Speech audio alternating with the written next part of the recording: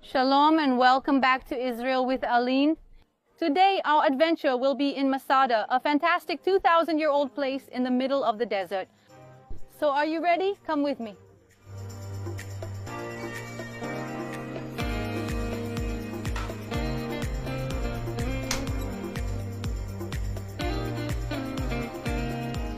To cover this 900-meter path from here to the top of the mountain, we can take the cable car like we're doing now. It goes 30 kilometers per hour, and in just 3 minutes we'll be up there. Or, if you want to be adventurous, you can also hike up. Down here beneath us is the path called the Serpent's Path, but you need to be in good physical shape. Besides being more than 1 kilometer long, it's an ascent of over 300 meters. And if you want to hike up in an easier way, you can take the ramp path, which you'll see later.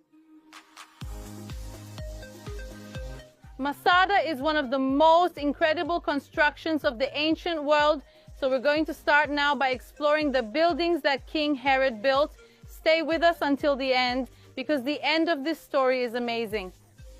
King Herod was completely paranoid. He always thought there were people coming to take him off the throne, kill him, or start rebellions. And that's why he built Masada, which is a castle inside a fortress, on top of a mountain, in the middle of the Judean desert, an impenetrable place.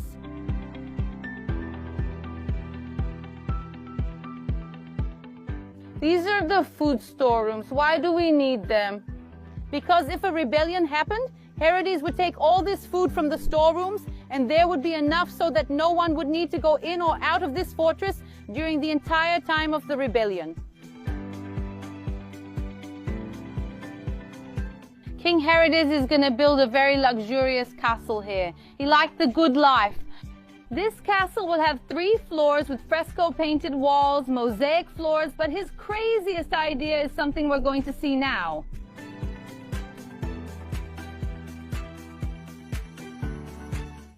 What could be crazier than a 3-story palace, a private pool, and not only that, an entire spa, including this part which is a heated pool. Imagine how much luxury you need to have a heated pool in the middle of a desert. I have some news to tell you now. King Herodes is going to pass away and Masada will be abandoned. About 70 years later, the great Jewish rebellion against the Romans begins. And a group of about 1,000 Jews climb the mountain and start living here. And they build this here. This here is a synagogue, one of the oldest synagogues in the world ever found. And in the synagogue, there's this room. Here, they used to keep the scrolls, the sacred texts of Judaism. And do you know what it's used for nowadays? Come and see.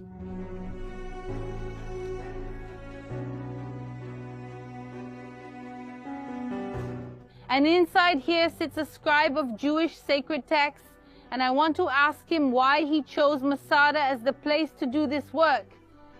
Shimshon, tell us why Masada. At Masada, in the caves, they found Torah and Midrash books. That means it was a synagogue.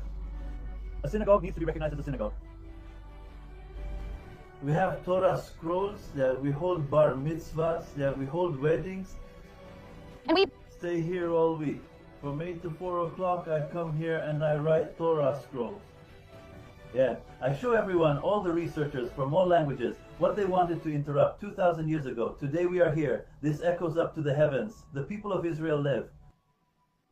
Let's go back now to the Jewish rebellion of the year 66 after Christ against the Romans. And the Romans don't like the idea of a Jewish revolution in Israel at all, so they are going to destroy all of Israel from north to south. And the last free Jewish stronghold will be Masada. But Masada was precisely built to be an impenetrable stronghold, to be a place that the Romans would not be able to reach. And that's why the first thing they do is build a wall around Masada down there and set up the camps that we can see here, with the idea that the Jews wouldn't be able to escape. And they sit down there and wait for the Jews to surrender. But of course the Jews are not going to surrender. They have everything they need up here, including heated swimming pools, castles, palaces, and all the luxury. So the Romans understand that the Jews are not going to come down, so they need to go up. And how do you climb up to a place like this? They decide to build a giant ramp, yes, a ramp going up the mountain. So they start the construction, but the Jews up here start picking up stones and throwing them down at the people who are building. And then the Romans do something extremely cruel. They bring Jewish slaves and make them build the ramp. The Jews up here look down and see what? Jewish slaves?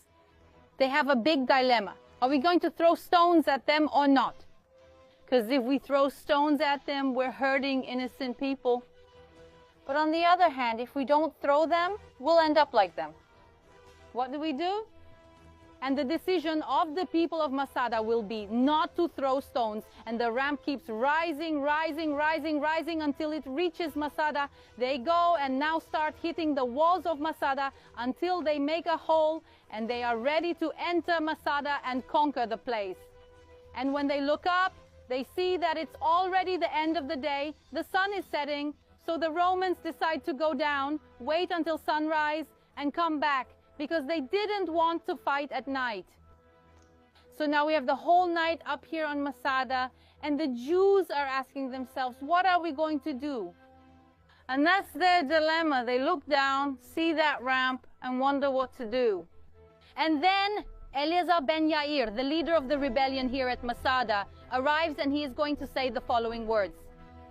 Dear companions, long ago we decided not to become slaves of the Romans. We were the first to revolt and we are the last to fight against them.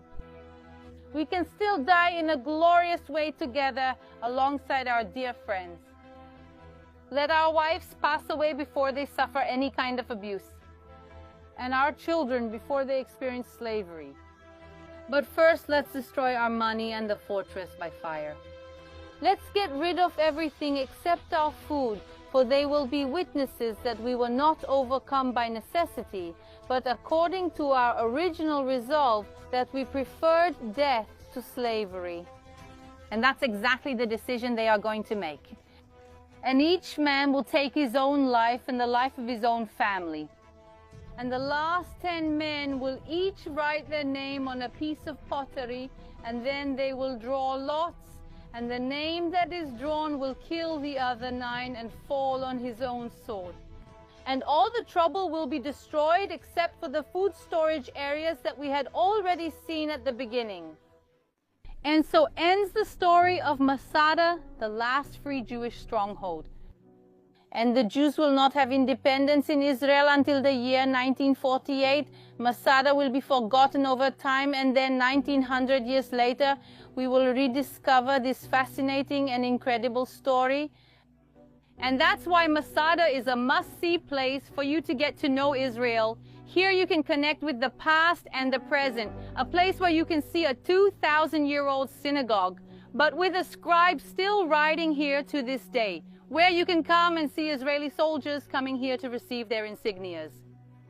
So guys, I hope you enjoyed today's video. If you liked it, share this video with anyone you think will also enjoy it. Leave a like and see you next time.